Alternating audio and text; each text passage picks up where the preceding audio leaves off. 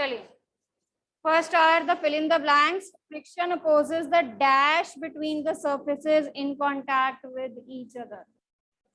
हाँ जी Madhav. Friction opposes the dash between the surfaces in contact with each other. क्या oppose करती है friction? है?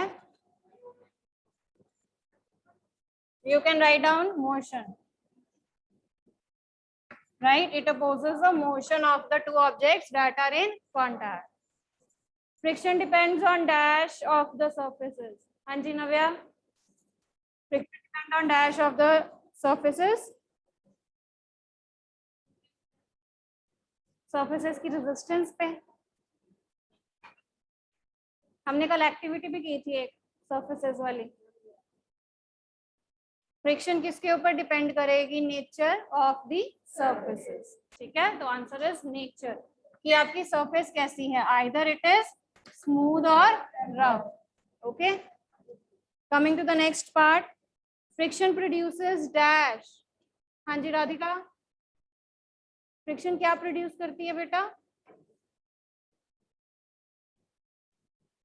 What friction produces?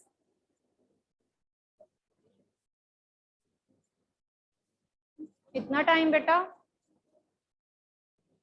Heat. Friction produces heat. Sit down. Sprinkling of powder on the carrom board dash friction. जब आप powder sprinkle करते हो carrom board पे,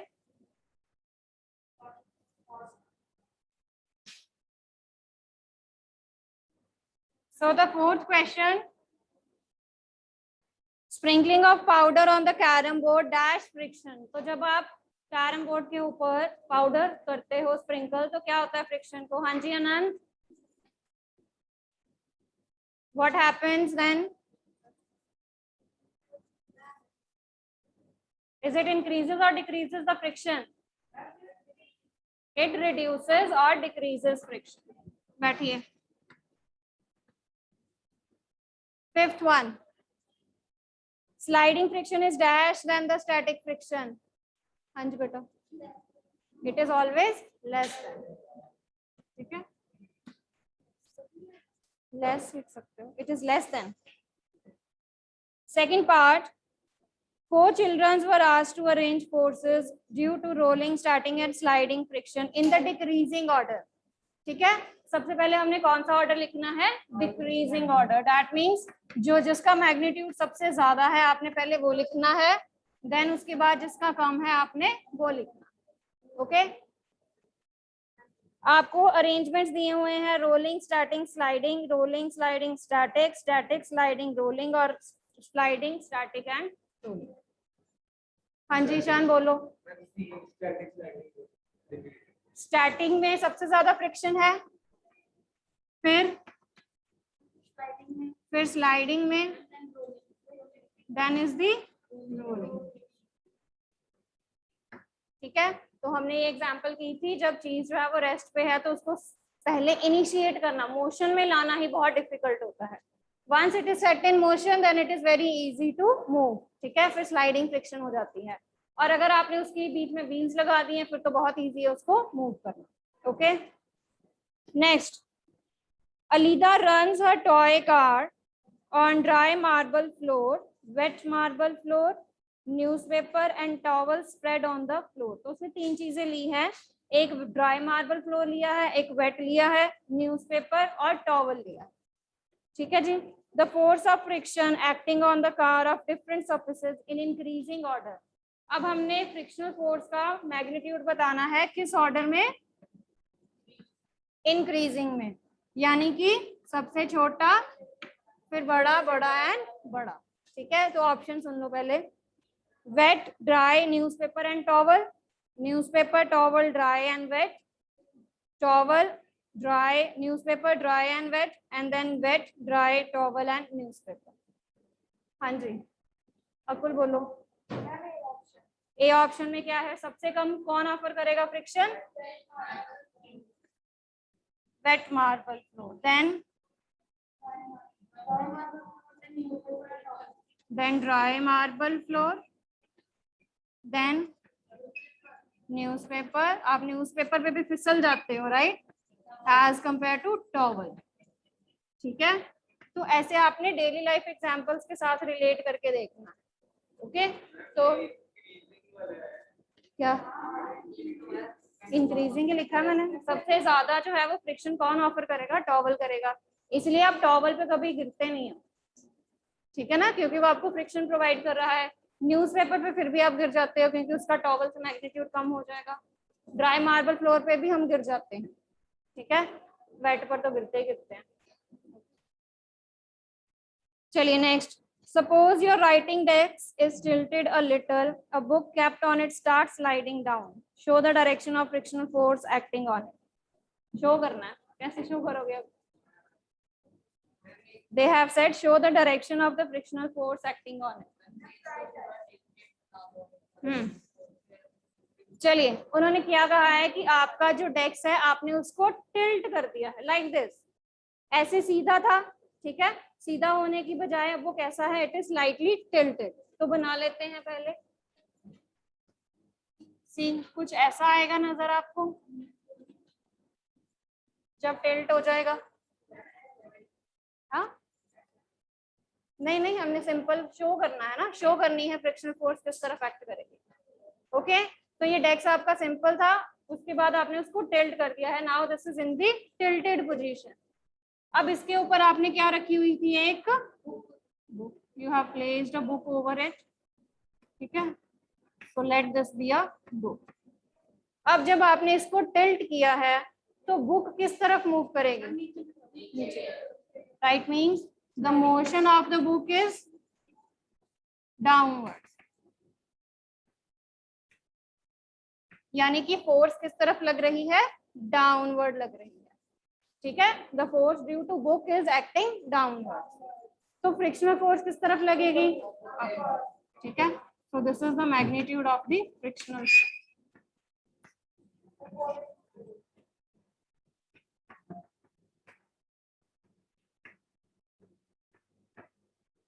ठीक है, so this force I have drawn is the frictional force on this side. ठीक है, तो इस तरफ जो है वो आपकी कौन सी फोर्स एक्ट करेगी? Frictional force act.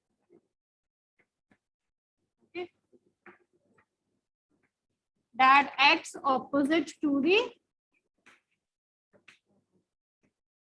direction of motion.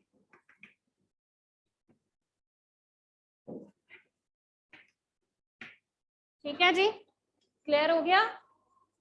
So this is your frictional force. F, small f से रिप्रेजेंट करूंगी मैं frictional force. Okay, so this is how you are going to show the motion. Next question.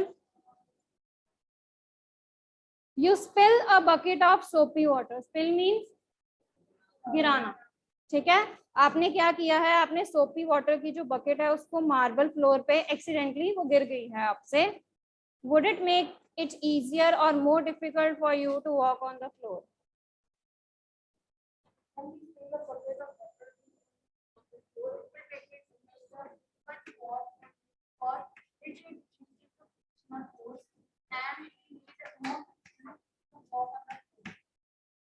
So sit down. Very good.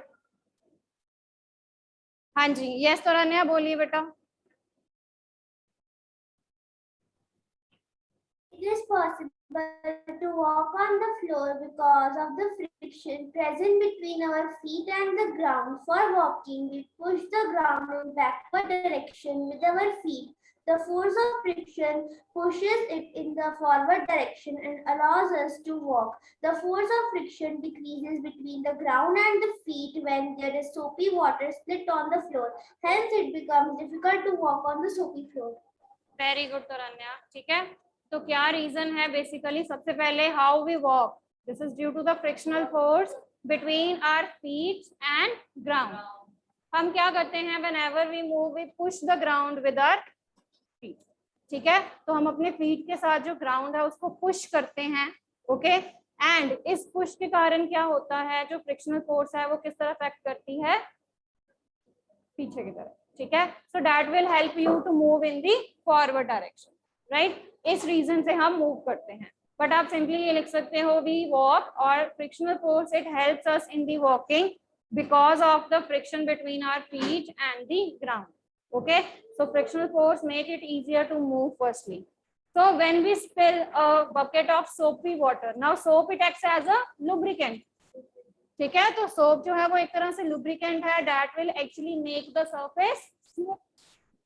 Okay, that will make the surface smooth. So due to the smoothness of the surface, we are not able to walk properly, as it will decrease the amount of friction that is acting between our feet and the ground. Okay, so due to this, we will not be able to move on the soapy water. Okay, clear हो गया बेटा? चलिए next. Explain why sportsman uses shoes with spikes. हाँ जी परी.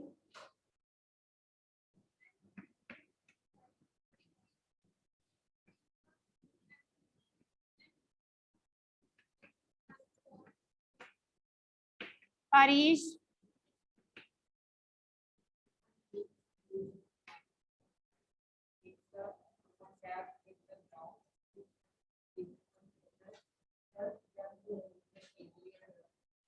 Very good. हाँ जी, anyone else बेटा from the online students? Online student में से किसी ने आंसर देना है?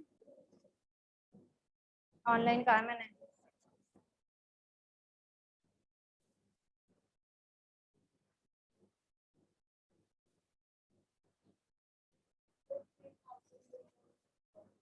जी दिया बोलिए बेटा.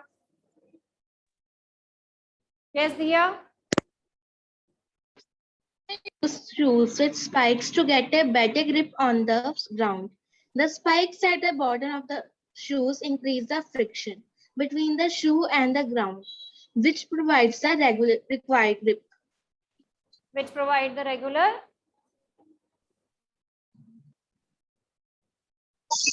Which provides the required grip. चलिए okay. So what happens? Spikes they actually increase the surface area, right, of your shoes with the ground. तो जितना ज्यादा आपका एरिया इन कांटेक्ट होगा शूज का ग्राउंड के साथ, उतनी ही ज्यादा जो है वो फ्रिक्शनल फोर्स एक्ट करेगी, and that will help you to have a better grip on the ground. ठीक है, तो आप स्किड नहीं करोगे, आप स्किप नहीं करोगे. ओके, तो ये जो छोटे छोटे स्पाइक्स होते हैं शूज पे, वो एक्चुअली वो सरफेस एरिया को इंक्रीज करते हैं, जिसके कारण आपके जो फीट हैं, जो आपके जो शूज हैं, that actually feel more grip with the surfaces. Okay, so this is the reason that it increases the amount of friction that helps you to walk, okay, and that helps you to stay on the ground easily, right? Chaliye next. Iqbal has to push a lighter box and Seema has to push a similar heavy box on the same floor. Who will have to apply larger force and why?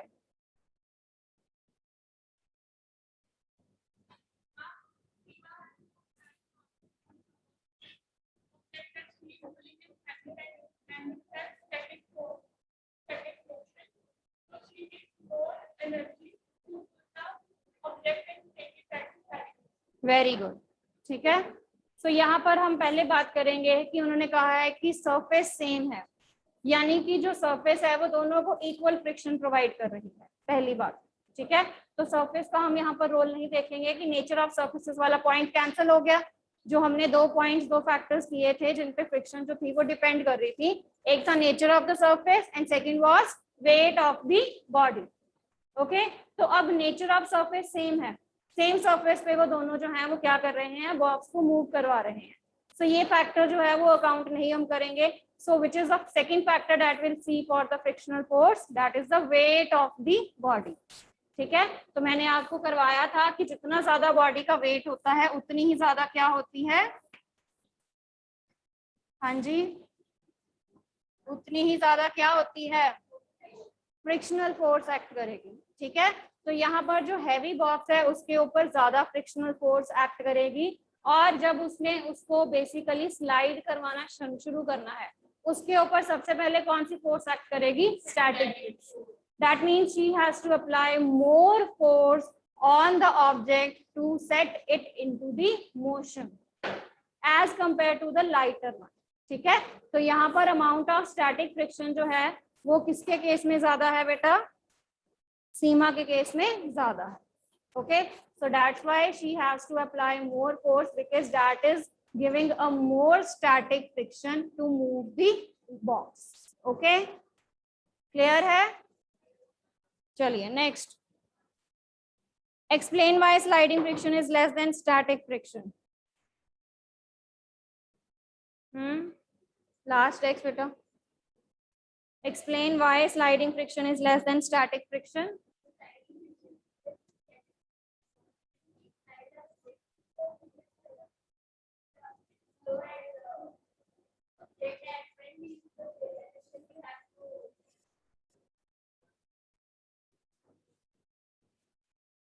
अभी मैंने बोला बेटा.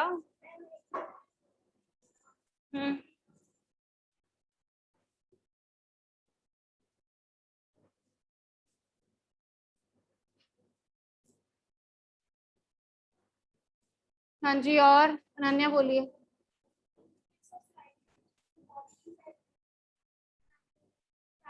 In motion, not play.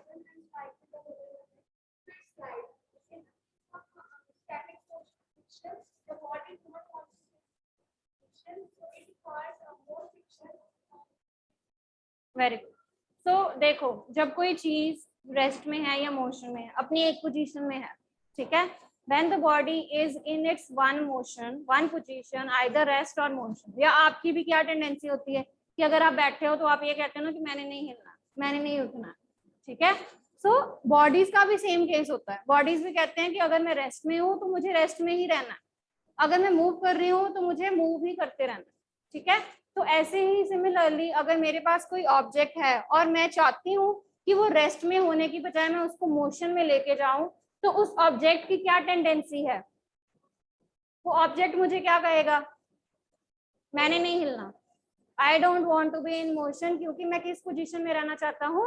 Rest पे, ठीक है. तो ये उसकी एक रेजिस्टेंस है, मना करने वाली एक पावर है कि मैंने नहीं हिलना, ठीक है. अब जब किसी ने मना कर दिया तो दैट मीन्स आपको उससे ज्यादा फोर्स लगानी पड़ेगी, ठीक है. तो स्टैटिक में क्योंकि उसने मुझे मना कर दिया है बॉडी ने कि मैंने अपनी जो पोजीशन है, मैंने अपनी स्टेट जो है वो चेंज नहीं करनी है, अगर मैं रेस्ट में हूं तो मुझे रेस्ट में ही रहना है, तो इसीलिए जो आपको फोर्स अप्लाई करनी पड़ेगी वो उसके मना करने वाली फोर्स से ज्यादा अप्लाई करनी पड़ेगी, ठीक है.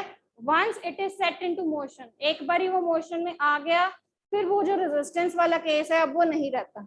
अब अगर एक बार ही वो मोशन में सेट हो गया है then it will start moving, ठीक है. फिर उसकी टेंडेंसी क्या होगी कि अब मैं मूव करता रहूं. ओके, ठीक है. तो इसीलिए जो स्लाइडिंग फ्रिक्शन है वो क्या होती है? कम होती है as compare to the static friction. समझ आया? Is it clear? Coming to the next, you have to give some examples to show that the friction is friend and field. तो ये क्वेश्चन हमने किया हुआ है, how the friction it helps and what are the disadvantages of friction, ठीक है. तो हमने इसमें एडवांटेजेस एंड डिसएडवांटेजेस बताने हैं फ्रिक्शन के. ओके, तो सबसे पहले एडवांटेजेस की बात करते हैं.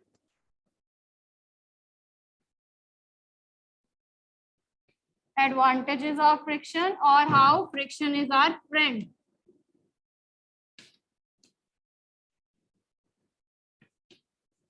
हाँ जी, turn by turn, starting from there. बोलिए. Number of applications are there. Friction कैसे हमारी फ्रेंड है?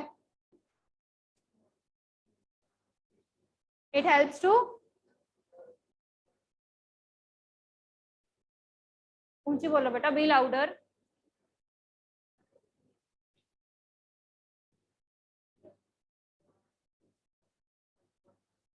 इट हेल्प्स टू मूव, मुंह में बोल रहा है. हाँ जी, next. Helps to stop the moving object. Very good. बैठिए. तो जो भी मूविंग ऑब्जेक्ट्स है उनको स्टॉप करने में हेल्प करती है।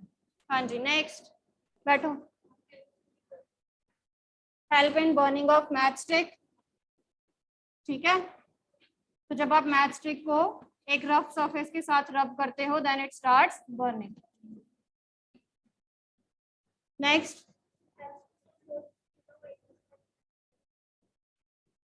friction helps to control the speed of vehicles using brakes,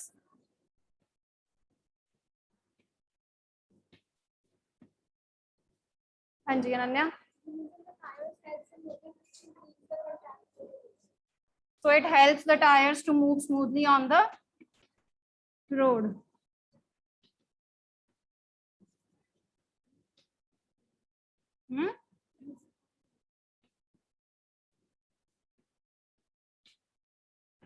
वो तो ways of increasing friction है।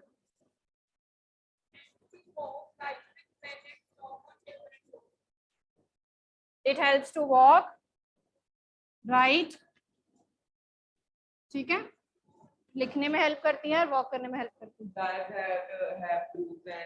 वो तो वेज ऑफ इंक्रीजिंग फ्रिक्शन हो गए ना।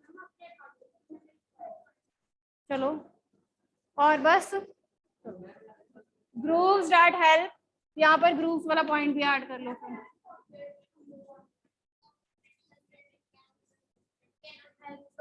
बेटा पूछ रही हूँ मैं टर्न बाय टर्न, क्या हो गया? हाँ जी, construction of building is possible only due to friction. और पॉइंट बोलो। वॉकिंग वाला पॉइंट नहीं लिखा? अच्छा, move stopping moving objects and यहाँ पर भी आपने पॉइंट लिख लेना, एक नेक्स्ट पॉइंट लिख लेना, extra point two move the objects. ठीक है, वॉकिंग लिख तो लिया, वॉक राइट। हाँ जी, और स्क्रूज जो है, nails and screws. Okay, screws and nails जो आपके वॉल्स में फिट हो जाते हैं that is due to the frictional force. और क्या क्या? हाँ ठीक है, तो नॉट टाई करते हो that is also due to the friction. So these are the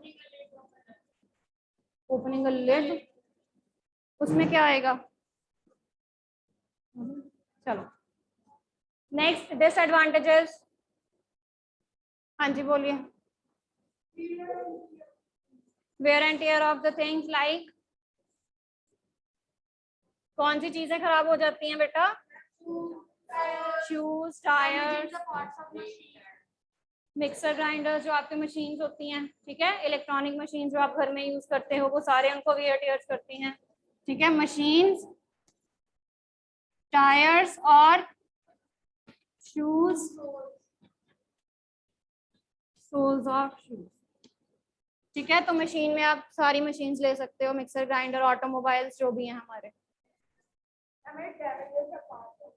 very good, damages the parts of the body.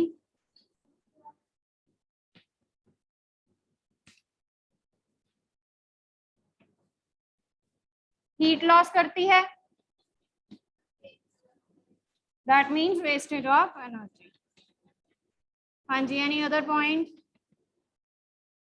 Any other point you want to ask? Very good. It reduces the efficiency of the things. चीजों को खराब कर देती हैं।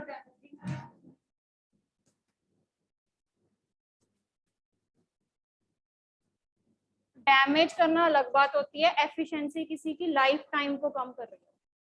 ठीक है, damage करना खराब करना हो जाता है, वो उसको खराब कर रही है। ठीक है, एफिशिएंसी मीन्स वो उसका लाइफ टाइम कम कर रही है। तो they are two separate topics. बस ठीक है, next, explain why objects moving in fluids must have special shape. क्यों होनी चाहिए ऑब्जेक्ट्स की स्पेशल शेप? हाँ जी आरिश।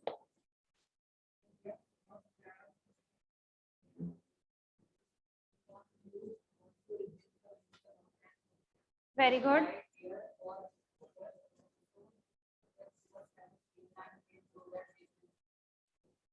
तो streamline shape basically it gives, क्या करती है? It gives less friction, or it offers less frictional.